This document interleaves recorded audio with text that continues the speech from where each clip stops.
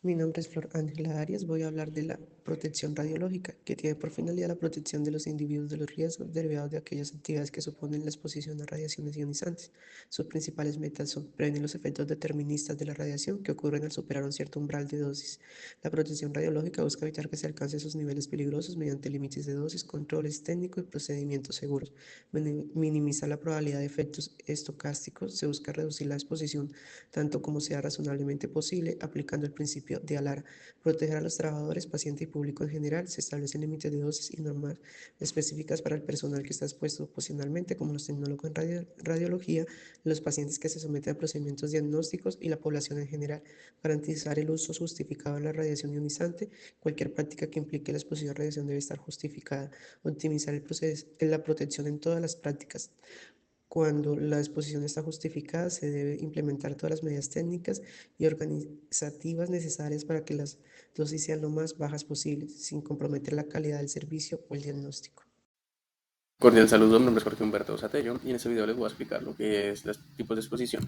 Tenemos lo que es la exposición médica, la exposición ocupacional y la exposición al público o pública. En la exposición médica, pues esto ocurre cuando el paciente es sometido a procedimientos médicos que utilizan radiación. Tales pueden ser como la radiografía, las tomografías computarizadas o los tratamientos de radioterapia. En estos casos, pues el objetivo es garantizar que la radiación utilizada sea pues literalmente muy mínima y estrictamente pues necesaria para obtener beneficios pues, médicos pues, para el paciente como tal. Tenemos lo que es la exposición ocupacional, que pues afecta directamente a las personas que trabajan con radiación, tal como el personal médico, lo que son los tecnólogos en radiología, algunos tipos de investigadores, si es necesario, entre otros. Pues también tenemos lo que son los auxiliares en hemodinamia y en general. Bueno, en este caso lo fundamental pues, es protegerlos mediante el uso de equipos de protección personal, que pues, por ejemplo en hemodinamia, lo que son los equipos de protección personal, que son el chaleco, gafas, dosímetros, bueno, varias cosas en común.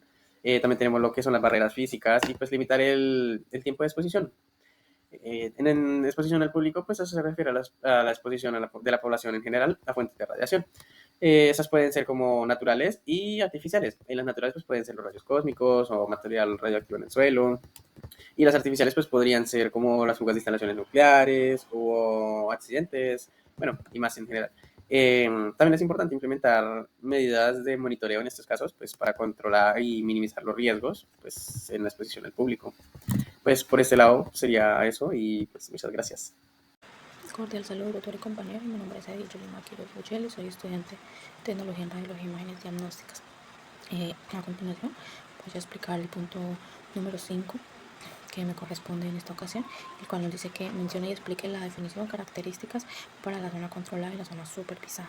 Bueno, en esta ocasión, en la zona controlada es donde se puede superar el 30% del límite de dosis ionizantes anual para el público y es donde se requiere un control especial de acceso. Es aquella en donde la exposición a las radiaciones ionizantes puede exceder los límites si no se manejan las radiaciones correctamente. El acceso al área está restringido y solo puede ser realizado por el personal que se encuentre capacitado y autorizado y que se encuentre pues, en ese momento operando en dicha zona. Acá se utilizan las medidas de protección adicionales como la ropa protectora de 2 metros individuales y las barreras protectoras para reducir la exposición a la radiación. Y también es obligatorio el uso de la señalización clara como los carteles de advertencia o zona controlada y el monitoreo de dosis.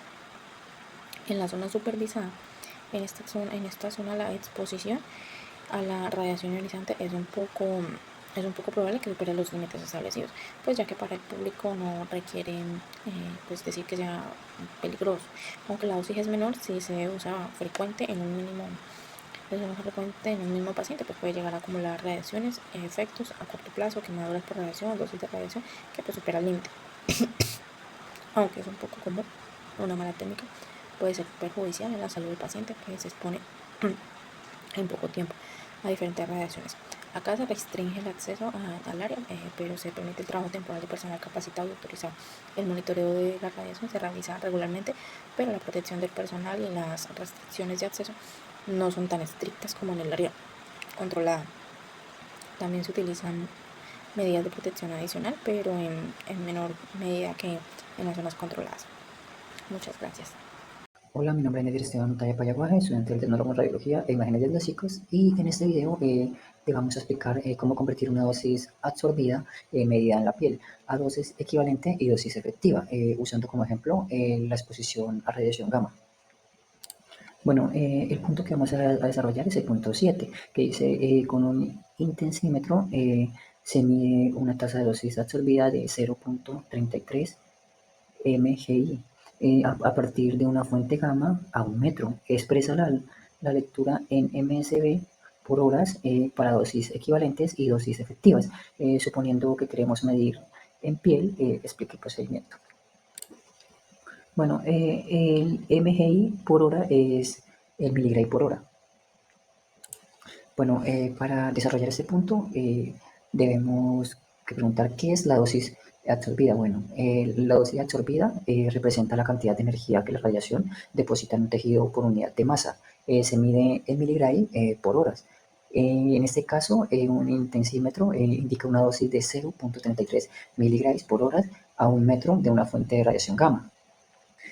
Como segundo paso, vamos a hacer la conversión a dosis equivalente. Bueno, la dosis equivalente toma en cuenta el tipo de radiación, ya que algunos son más dañinos que otros. Bueno, para calcular usaremos la siguiente fórmula, que es H igual D por WR, donde H es la dosis equivalente en milisieverts por hora y D es la dosis absorbida en miligrays por horas.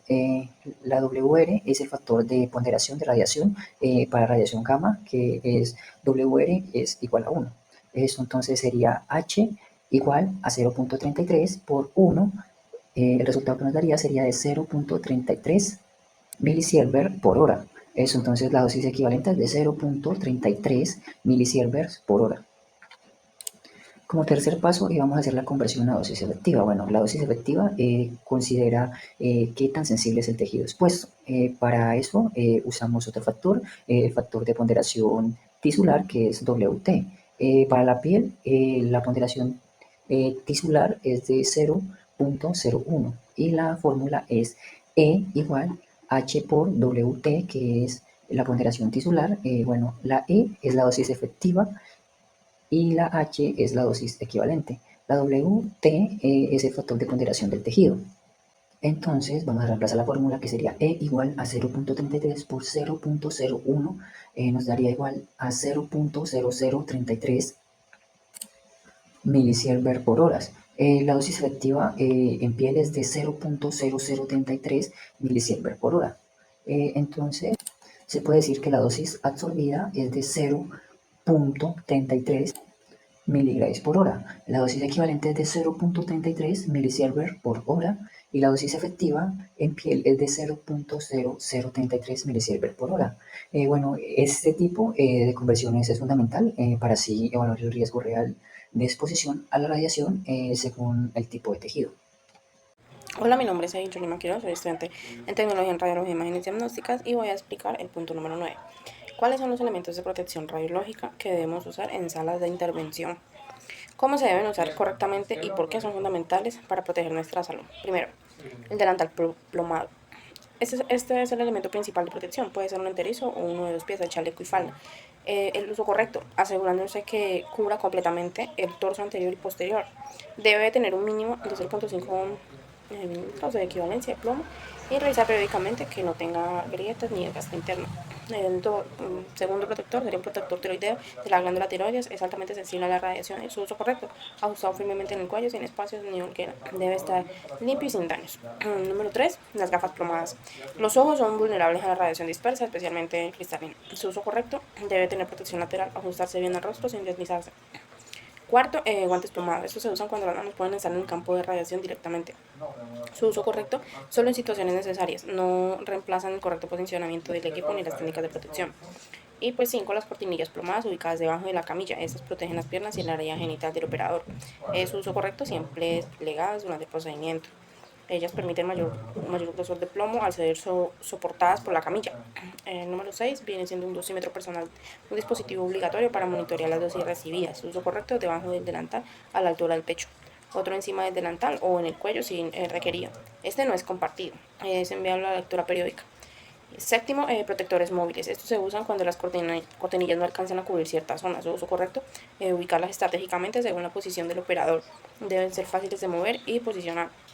La octava, mamparas suspendidas. Son paneles de protección transparentes, articulados y suspendidos del techo. Su uso correcto, estas se deben colocar entre el paciente irradiado y el profesional. Protege entre el cristalino, cabeza y cuello del operador. Cierre como tecnólogos nuestras áreas tan importantes como la del paciente. Su uso correcto, esos elementos es una responsabilidad profesional y ética. Recuerda, la protección radiológica es prevención. Muchas gracias.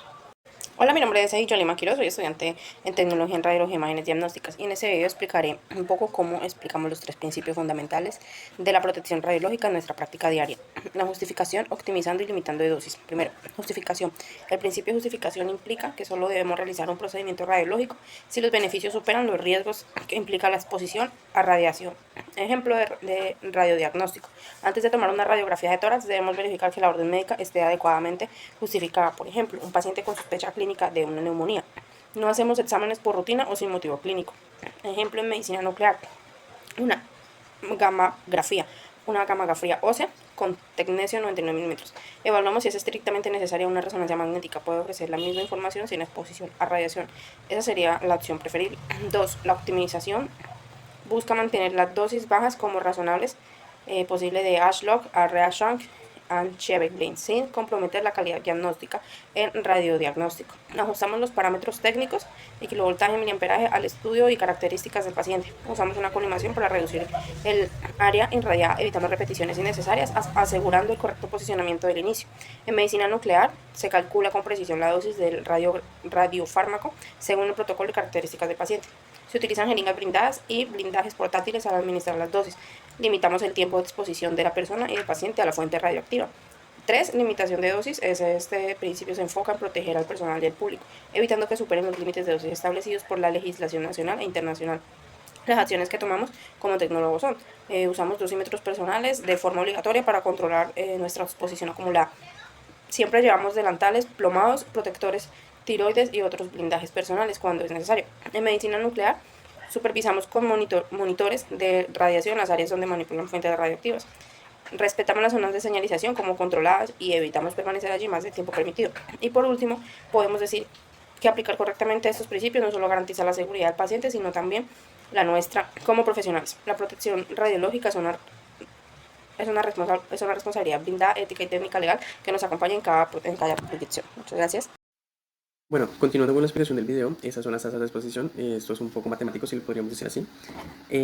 Tenemos la exposición de un trabajador, suponiendo que tenemos una tasa de exposición de 1600 miliröntgen, palabra difícil, y un tiempo de exposición de 10 minutos. Dato clave, si tenemos los 1600 miliröntgen, lo estamos valiendo por horas. Los 10 minutos, pues también tenemos que hacerlo valer por horas, ¿no? Que en este caso sería 10 divididos entre 60, que nos da 0,1666666 en general. Entonces, bueno, la fórmula de este es un poco fácil, si lo podríamos decir así, que es la tasa de exposición por tiempo de exposición. Entonces, pues no creo que puedan ver mi calculadora en la pantalla, pero pues les voy explicando así. Si tenemos los 1600 y los multiplicamos por los 10 minutos, que pues en este caso tocaría multiplicarlo por 10 y ahí mismo dividirlo por 60, ¿no?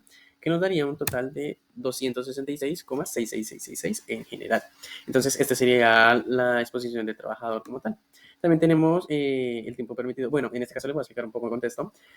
Supongamos que tenemos un paciente en tal procedimiento, pongamos hemodinamia. Entonces tenemos el familiar que pues necesita o quiere o bueno, por alguna otra razón va a estar presente dentro del procedimiento, pero la exposición diaria admisible son 90 milirons, palabra difícil. Y la tasa de exposición es de 700 milirrogen por hora. Bueno, entonces en esta podríamos decir que es un poco más sencilla realizarla, porque pues en esta técnica tenemos que dividir los 90 milirrogen divididos entre los 700 por hora, que igualmente creo que no pueden ver mi calculadora, pero entonces hacemos el cálculo ligerito, que son los 90 divididos por los 700, que nos daría un total de 0,128571, bueno, así seguido, ¿no? Esto pues lo multiplicamos por 60 porque estamos hablando de, como tal, por horas, por minutos, entonces 60 pues serían 1 minuto total de 1 hora. En el total tenemos el resultado de 7,714285 en general. Bueno, 7 minutos, 71. Y pues estos son los minutos que debería tener exactos antes de superar el límite diario, que pues son los 90 milirroyen. Sí. Y pues esto sería todo. Muchas gracias. Ahora vamos a explicar el desarrollo del punto 15, que vamos a ver algunas afirmaciones claves sobre la protección radiológica en radiología pediátrica y veremos si son verdaderas o falsas con sus respectivas explicaciones. Bueno, la primera es una pregunta que dice, ¿existe un umbral preciso para los efectos estocásticos? Esta es falsa. Los efectos estocásticos, como el cáncer o las mutaciones genéticas, no tienen un umbral definido. Esto significa que pueden aparecer con cualquier dosis, incluso con exposiciones muy bajas. Lo que sí aumenta con la dosis es la probabilidad de que ocurran, no su gravedad. Por eso usamos el modo lineal sin umbral. Toda dosis implica un riesgo, por mínimo que sea. Como segundo tenemos en los efectos deterministas, la severidad aumenta con la dosis. Esa es verdadera. Los efectos deterministas, como quemaduras en la piel o cataratas, sí tienen un umbral. Si no se alcanza, no se producen. Pero una vez superado ese umbral, la gravedad del daño aumenta con la dosis recibida. Son típicos de exposición altas y agudas y por eso es fundamental controlarlas. Como tercero, tenemos otra preguntita que es, ¿el riesgo de radiación en niños es 2 a 3 veces menor que en adultos? Bueno, esta es falsa, porque en realidad es al revés. Los niños tienen un riesgo de 2 a 3 veces mayor que los adultos mayores. ¿Por qué? Bueno, porque sus células están en mayor división y crecimiento, lo que los hace más radiosensibles. Y porque tienen mayor expectativa de vida, lo que aumenta la posibilidad de que aparezca un cáncer radioinducido en el futuro. Y como cuarto y último, tenemos otra preguntita que es y como cuarto tenemos otra preguntita que dice, las lesiones en piel y opacidades en cristalinos son efectos deterministas. Esta es verdadera. Bueno, si ambos son efectos deterministas, las lesiones en la piel como eritemas o escamación se producen por exposición localizadas con dosis elevadas. Y las opacidades en el cristalino o cataratas radioinducidas también son deterministas y pueden ocurrir incluso con dosis más bajas de lo que antes se pensaba. En resumen, se puede decir que no hay umbral para efectos estocásticos. Los efectos deterministas aumentan en severidad con la dosis y los niños tienen mayor, no menor riesgo por radiación. Y las lesiones en piel y cataratas son efectos deterministas. Por eso en radiología pediátrica es clave aplicar siempre el principio ALARA, que es tan bajo como razonablemente sea posible. Muchas gracias por ver este video.